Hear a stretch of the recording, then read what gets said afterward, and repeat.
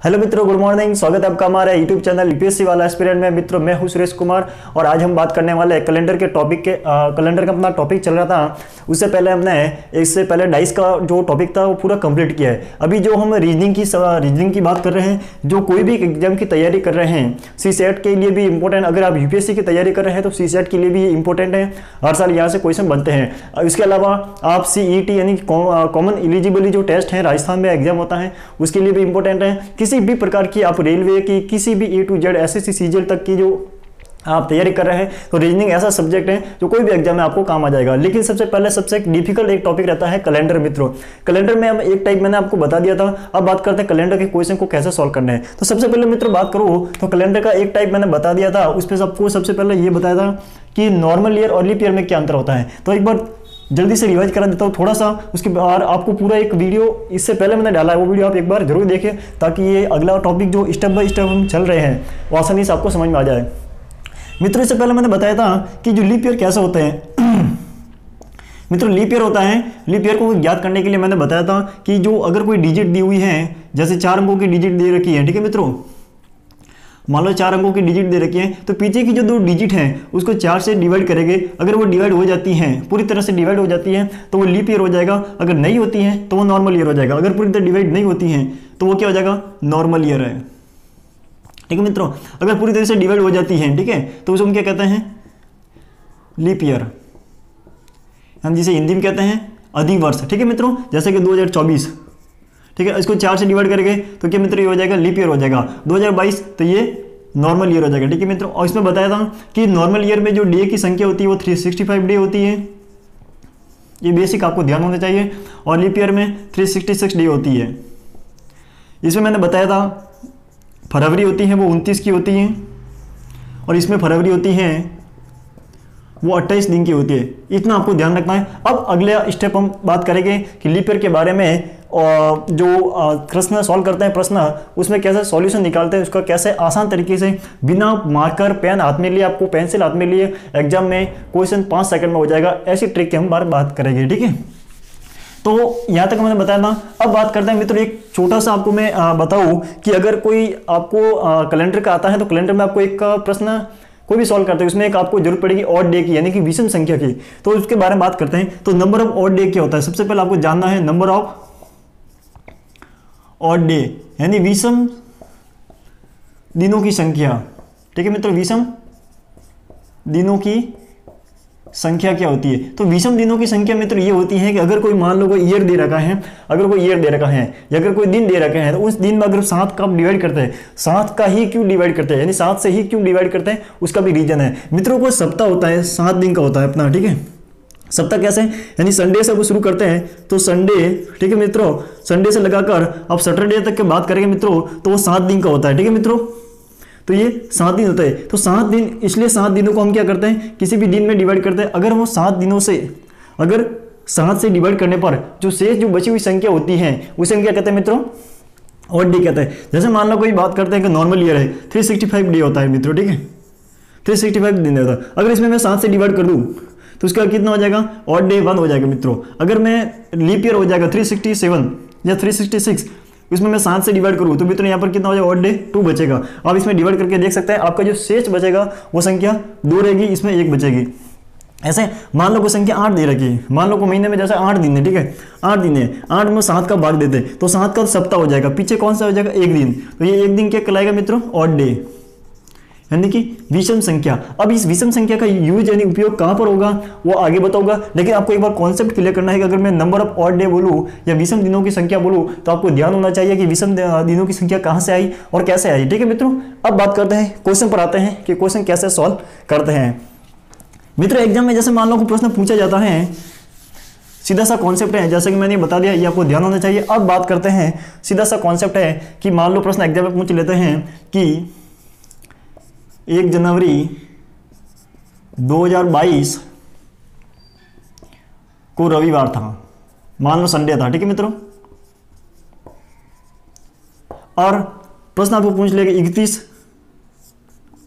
दिसंबर 2022 को कौन सा दिन होगा। अब ऐसा प्रश्न आपको एग्जाम में आ गया, बिल्कुल आप गिनती करने लग जाओगे, 1 जनवरी 2 जनवरी 3 जनवरी ऐसे डे को गिने जाओगे 365, तो आपको क्वेश्चन सॉल्व नहीं होगा। मित्रों कुछ नहीं करना है, सीधा सा आपका फंडा है, सीधा सा आंसर आपको निकालना। मैं आपको बताऊं, अगर ऐसी कोई डेट दे रखी होती है जो 1 जनवरी से स्टार्ट होती है और साल का अंतिम दिन दे रखा होता है, 1 जनवरी से स्टार्ट होता है और साल का अंतिम दिन, यानी कि ये देख सकते हैं, अगर गौर करेंगे तो ये साल का पहला दिन हो जाएगा, ये साल का अंतिम दिन हो जाएगा।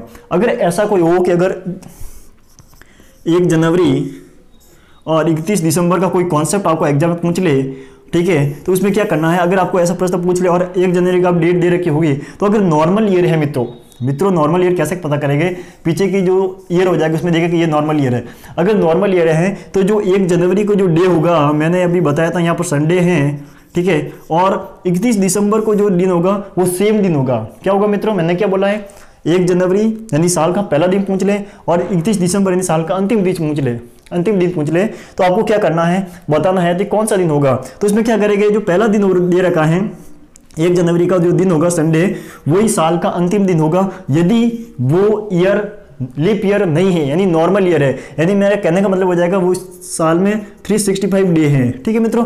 नॉर्मल ईयर है 2022 है, इसमें 4 से डिवाइड करेगा तो 4 से पूरी तरह से डिवाइड नहीं होगा, तो मैं कह सकता हूँ कि यहाँ पर ये कौन सा हो जाएगा, नॉर्मल ईयर है।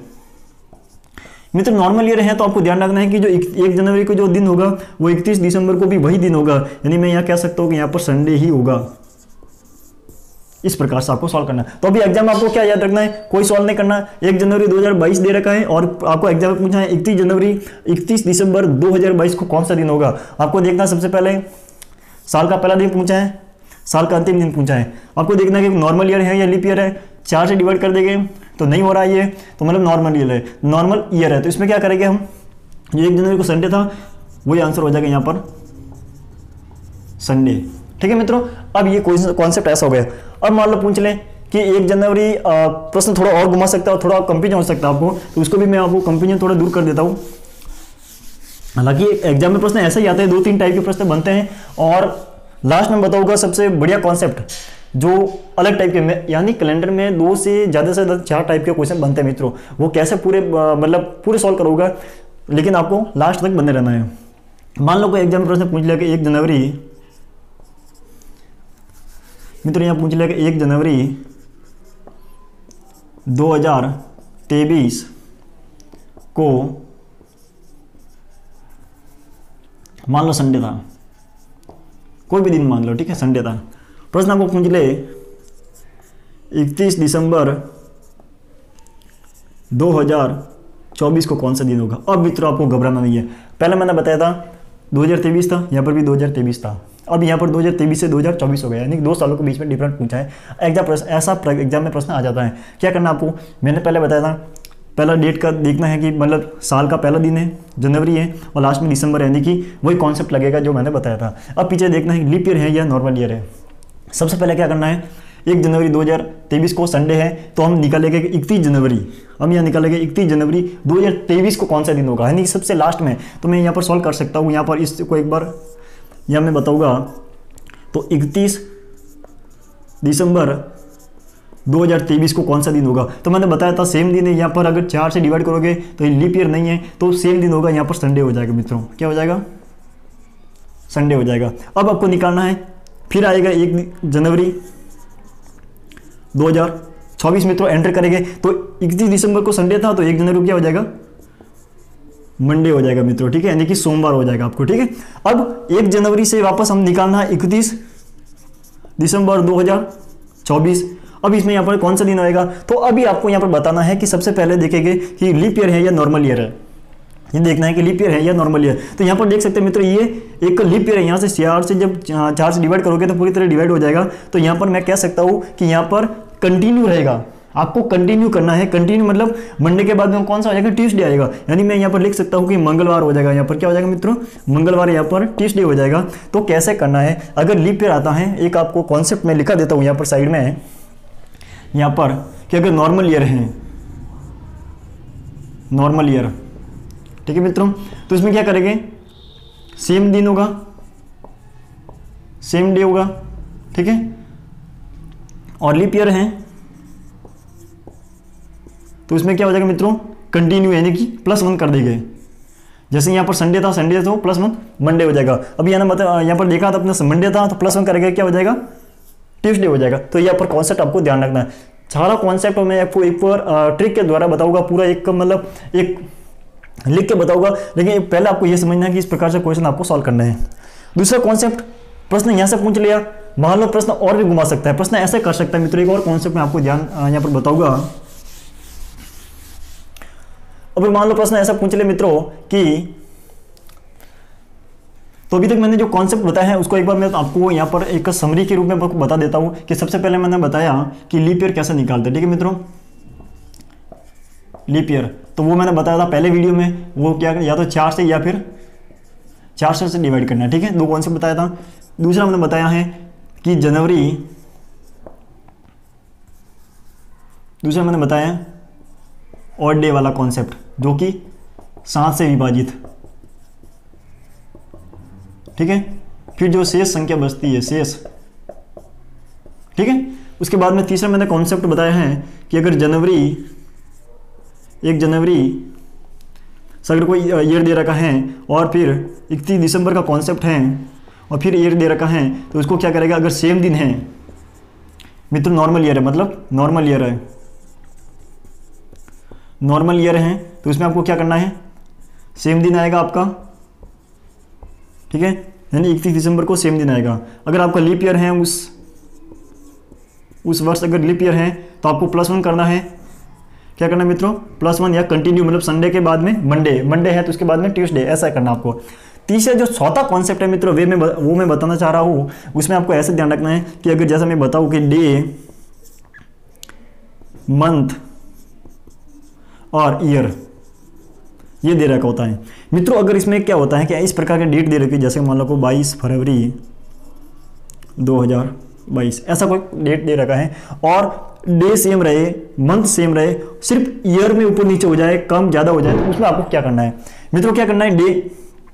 तो अगर ऐसा कॉन्सेप्ट है कि अगर डे और मंथ सेम रहे और ईयर में आपको ऊपर नीचे दे रखे हैं, यानी कि बदलाव कर ले, फिर आपको प्रश्न पूछ ले। जैसे मैं आपको कॉन्सेप्ट यहाँ पर थोड़ा सा बता देता हूँ यहाँ पर, जैसे मान लो 22 फरवरी 2022 को मान लो दे दिया संडे,